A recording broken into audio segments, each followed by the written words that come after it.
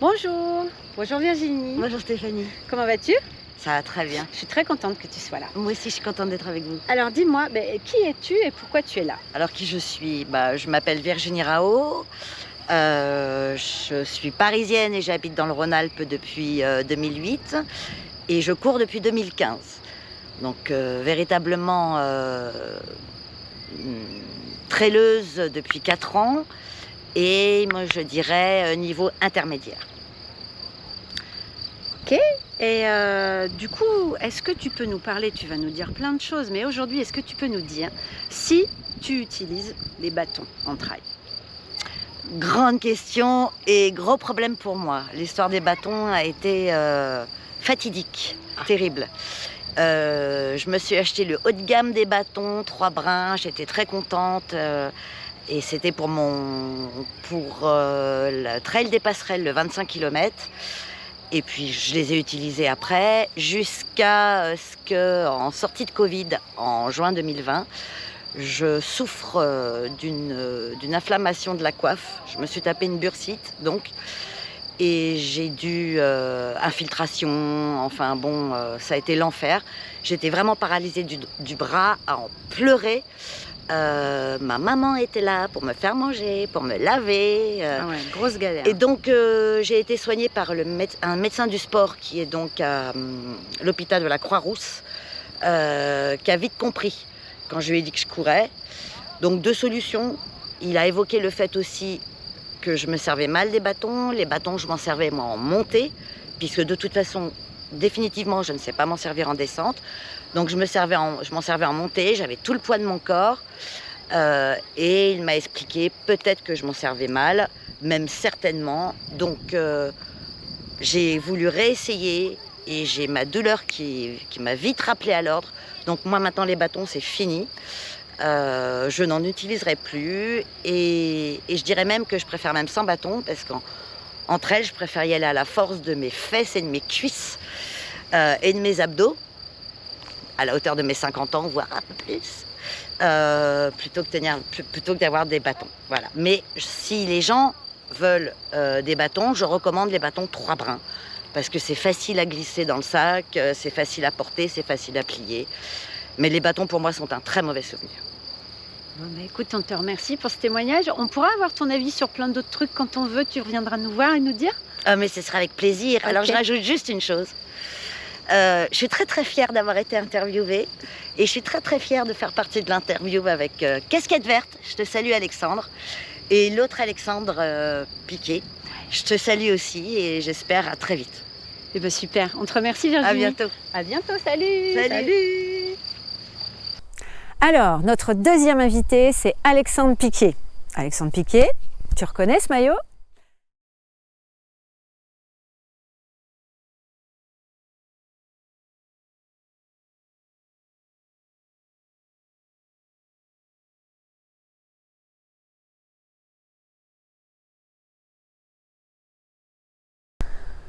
Et donc voici notre troisième invité.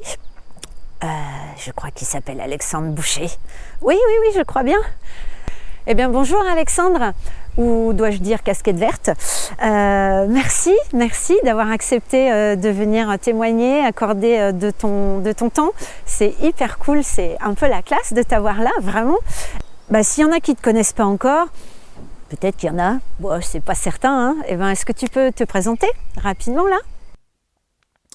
Alors bonjour, effectivement je m'appelle Alexandre, j'ai 30 ans, j'habite en région parisienne à Saint-Mandé juste à côté de Paris. Je suis chef de projet système d'information la journée, donc moi c'est costume cravate la journée. Et le soir j'enfile mon shirt et mon t-shirt et je suis casquette verte. Donc en fait c'est juste parce que je pratique la course à pied au quotidien, je cours entre 2 et 3 heures par jour. Parce que mon kiff, moi, c'est de faire de l'ultra trail.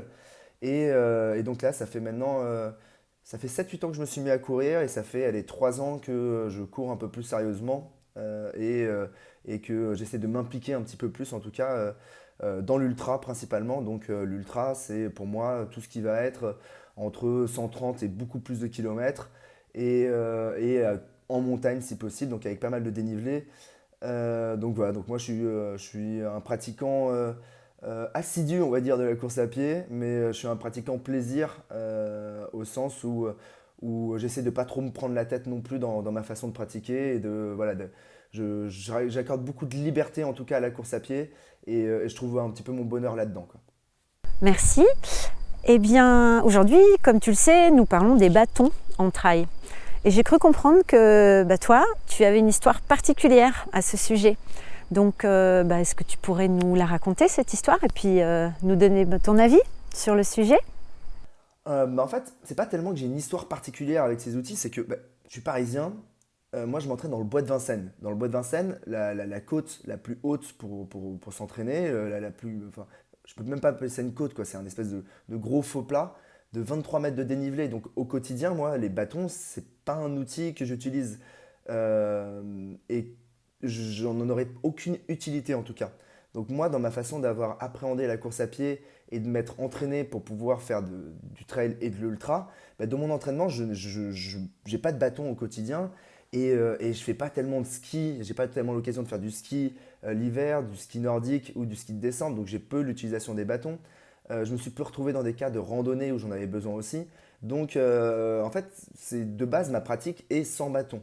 Et quand je me suis retrouvé sur les trails, je me suis retrouvé face en fait, à des pratiquants, à d'autres pratiquants qui, eux, avaient tous des bâtons et ça avait l'air d'être utile, voire essentiel pour eux à la réussite de leur challenge.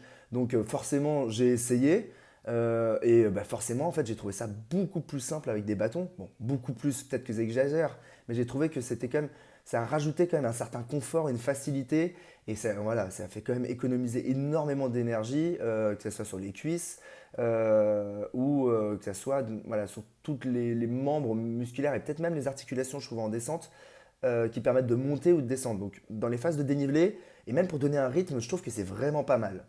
Après, moi, là où j'ai un problème avec les bâtons, c'est que je trouve que en fait, ce qui est injuste, c'est que y en a qui les utilisent et il y en a d'autres qui les utilisent pas en course. C'était comme si, certes, c'est autorisé, mais c'est comme si, voilà, en Formule 1, il y en avait qui avaient des moteurs ou des voitures qui sont 1000 fois plus fortes que d'autres. Donc c'était la mécanique et le pilotage finalement était secondaire. Le plus important était d'avoir la meilleure voiture. Et donc je l'ai un peu pris comme ça. Et je me suis retrouvé confronté où si je prenais deux courses où je faisais moi exactement la même prestation, je voyais que si je prenais des bâtons et si j'en prenais pas, en fait ça altérait ma performance au sens chronométrique du terme. C'est-à-dire que si je prenais des bâtons sur un ultra, je sais que sur l'UTMB par exemple, en prenant des bâtons, de base, je vais très certainement gagner entre 45 minutes et 1 heure. Et 45 minutes ou 1 heure sur un UTMB, quand on essaie de jouer un peu, pas les avant-postes, mais les arrière-avant-postes, c'est énorme en fait, 1 heure.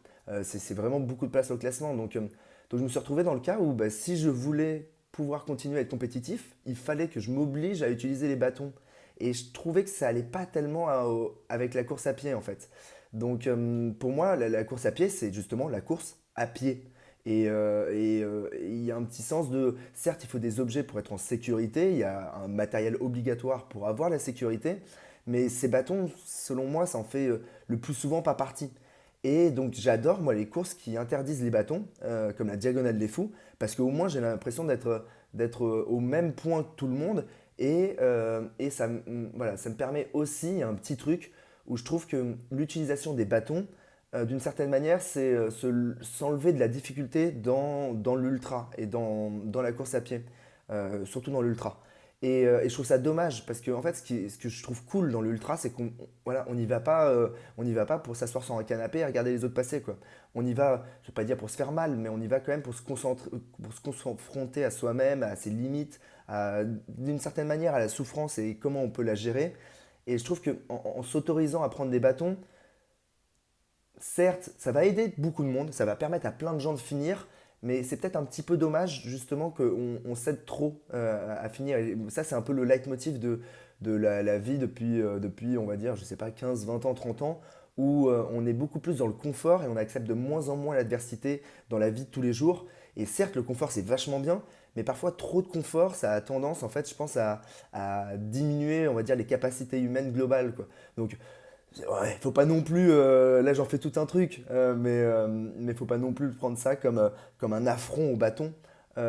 C'est assez léger, mais voilà, c'est pour ça que moi j'essaye le minimum possible d'utiliser les bâtons. Je sais que par exemple, là, sur les 5-10 ultras, 5-8-10 ultras que je fais sur une année, bah, il y en a peut-être un ou deux très certainement que je vais prendre les bâtons, et tout le reste, même si les bâtons sont autorisés, je vais pas les prendre parce que dans ma pratique, je trouve ça plus agréable de me confronter seul, j'ai envie de dire, en tout cas sans les bâtons, à la course. Les seuls bâtons que je m'autorisais au final, c'est plutôt les bâtons de berger plein de saucissons que je peux m'avaler, mais c'est vraiment les seuls, quoi. Donc voilà, en fait mon histoire et là où j'en suis par rapport aux bâtons, c'est vraiment ça. Merci beaucoup pour ta réponse qui éclairera sans doute beaucoup d'autres coureurs. Merci surtout pour ton accueil, ta sympathie et puis le temps que tu as pris tout le temps pour nous, hein, parce que tu es présent sur les réseaux sociaux, tu nous as répondu très vite et de manière très sympathique. Alors c'est vraiment chouette, on sait que tu as un planning chargé, merci encore. Du coup, est-ce qu'on pourra de nouveau faire appel à toi pour que tu nous fasses un petit récit et surtout nous donner ton avis sur du matériel ou un sujet particulier? Bah, bien évidemment, avec plaisir. Moi, j'essaie d'être disponible parce que maintenant, je me rends compte que je suis assez suivi, etc. Et je me revois quelques années en arrière où j'étais, je vais pas dire impressionné, mais je suivais des gens, que ce soit des élites ou des athlètes un petit peu atypiques. Et je trouvais ça trop bien, en fait, quand je leur posais une question de débutant, j'étais curieux. Et je trouvais ça trop bien quand ils prenaient un petit peu de temps pour me répondre. Et parfois, même, ça faisait mal parce qu'ils ne me répondaient pas, mais je ne me rendais pas compte en fait qu'ils étaient sursollicités. Et maintenant, en fait, voilà, j'ai l'occasion de pouvoir me retrouver de l'autre côté, donc de renvoyer l'ascenseur un petit peu. Avec plaisir, avec plaisir.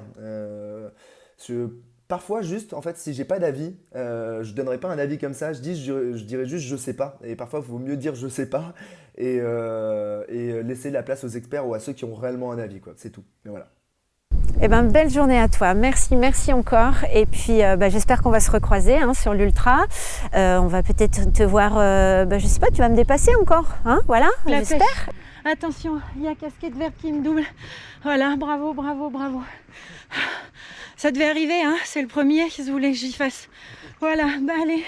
Et bon courage. Merci beaucoup. Ouais, c'est lui, hein, vous voyez, il est là, il est fort. On ne joue pas dans la même catégorie. Voilà, allez, on lui souhaite bonne chance à casquette verte. Et puis moi, j'y vais aussi. Allez, je le suis. Ouais. Et puis, on se dit à bientôt. Merci.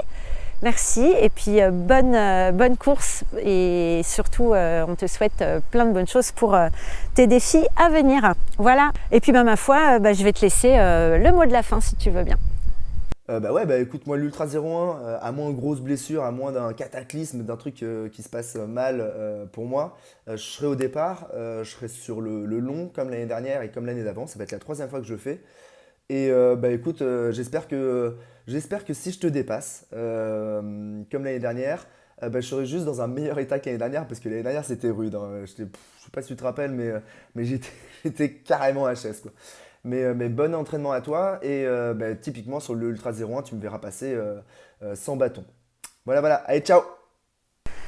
Eh bien, merci beaucoup. Merci à tous les trois pour vos témoignages précieux dont on est fiers et qui sont vraiment du coup un gros bonus pour notre vidéo et qui j'espère vous aura vous aussi satisfait. Je voulais aussi, Pierre et moi, on voulait aussi remercier mon cousin Fredo, le trailer, qui nous a pas accordé d'interview vidéo mais un témoignage écrit qu'on vous mettra du coup en description.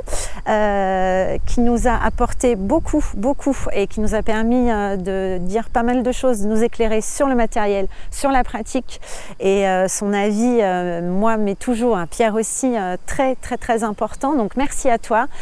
Donc on n'oublie pas de s'abonner si ce n'est pas déjà fait, on est toujours preneur des avis, des remarques, il n'y a pas de souci, on vous répondra avec grand plaisir. Et puis on se dit à bientôt sur nos nouvelles aventures, sur des points de vue matos. Et puis on vous embrasse belle journée, mettez vos baskets, allez courir dans la Dombe. Ici, c'est la Dombe. Voilà, c'est l'Ain, 01, mais alors c'est pas le budget, c'est la Dombe, c'est plat, c'est les étangs. On vous embrasse, Pierre et moi. À bientôt. Salut!